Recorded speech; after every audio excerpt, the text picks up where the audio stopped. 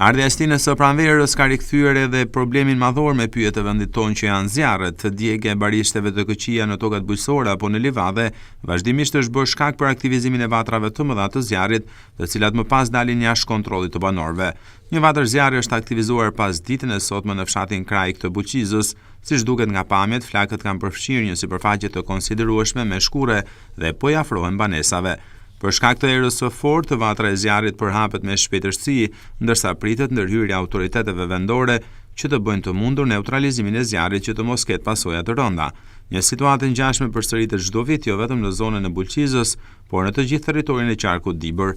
Pastrimi i tokave nga banorët me anë të zjarrit bën që situata të dalë jashtë kontrollit dhe të shkaktohet dëm i madh ekonomik, kryesisht në pyjet e dushqeve.